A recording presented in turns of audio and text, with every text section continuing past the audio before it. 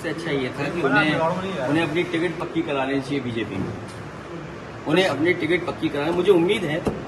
हालांकि हमारे मुख्यमंत्री जी बीजेपी के सदस्य केवल चुनाव के लिए बनते हैं, याद रखना आपको। हमारे मुख्यमंत्री जी भी बीजेपी के सदस्य नहीं रहे, भारतीय जनता पार्टी के वो सदस्य नहीं है, केवल चुनाव लड़ने के लिए वो सदस्य बनते हैं।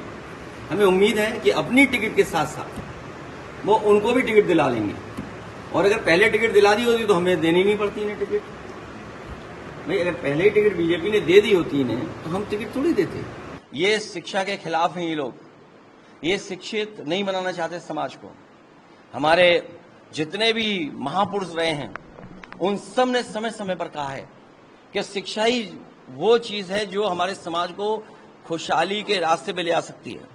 शिक्षा अगर हमारे गरीबों को मिल जाएंगे तो सम्मान का जीवन जी सकते हैं, उनका जीवन बदल सकता है।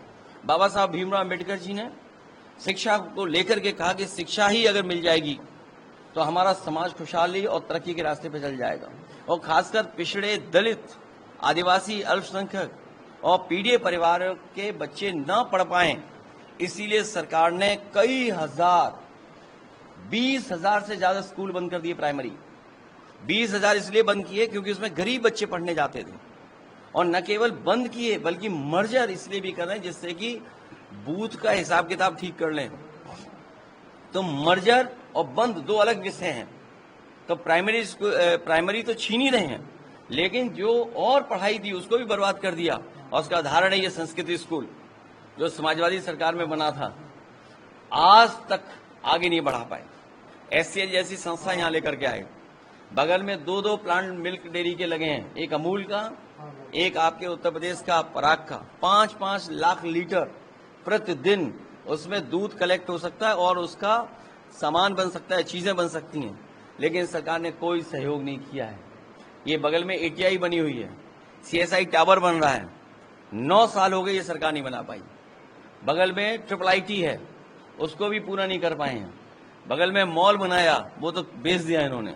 सरकार का मॉल था, वो बेच दिया इन्होंने। तो इसलिए ये सरकार विकास के खिलाफ है। ये इनका कोई विजन नहीं है। इनका एक ही विजन है, लूटो, पैसा कमाओ, चंदा वसूली करो, यही इनका विजन है। और उसका उदाहरण है कि मुख्यमंत्री जी ने अपना एक्सप्रेसवे जो बनाया लिंक, वो आज गड्ढे गड्ढे हो गया है। पूर्वांचल का एक्सप्रेस कूदते हुए जाइए, बुंदेलखंड घाटे में है क्योंकि इन्होंने अपने एक्सप्रेसवे खराब बनाए। तो आगरा लखनऊ एक्सप्रेसवे क्यों अच्छा दिखे? उसमें करोड़ों रुपए टोल इकट्ठा करते हैं प्रतिदिन। आज आप लखनऊ से आगरा तक चले जाएं, गड्ढे गड्ढे नजर आएंगे आपको। इन एक्सप्रेसवे के किनारे मंडियां बननी थी, मंडियां जो बन गई, जितनी बन गई उसके आगे नहीं ले जा पाए। और जो मंडियां, दुकानें भी बनी, इन्होंने अपने लोगों को आवंटित कर दिया है। तो ये सरकार केवल महंगाई बढ़ा रही है, भ्रष्टाचार बढ़ा रही है, रोजगार छीन रही है। और रहा बचा दिल्ली की सरकार ने जो फैसले लिए हैं, हमारी विदेश नीति चौपट हो गई। दुनिया में कोई देश हमारे साथ नहीं खड़ा। अभी जब सबसे ज्यादा जरूरत थी देशों के साथ की, उस समय भी हमारे साथ कोई देश नहीं खड़ा हुआ। जिस अमेरिका को सबसे ज्यादा ये सम्मान करते थे, जिस अमेरिका के पीछे भागते रहते थे, वोट मांग करके आए जिनके लिए, वही अमेरिका इन पे टैरिफ लगा रहा है। और टैरिफ के परिणाम आज नहीं दिखेंगे, कल दिखेंगे। ये आखिरकार किसकी नाकामी है? ये भारत सरकार और भारतीय जनता पार्टी की नाकामी है।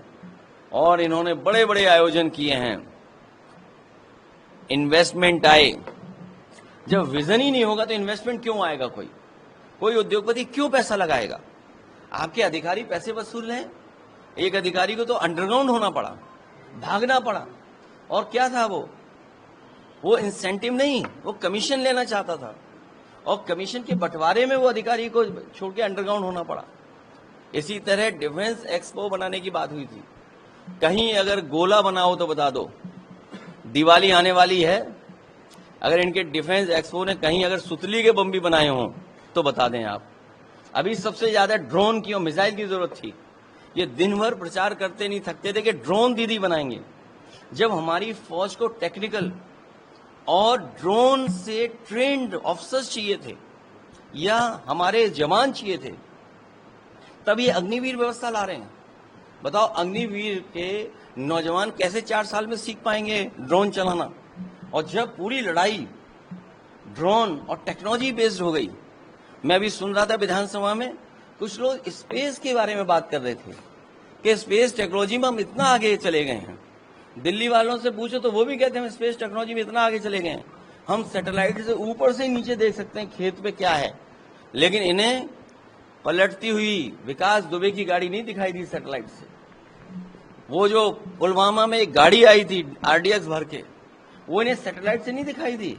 कहते हैं हम सैटेलाइट और स्पेस टेक्नोलॉजी में न जाने कहां आगे चले गए हैं। तो इसलिए ये धोखा दे रहे हैं, इनका कोई विजन नहीं है।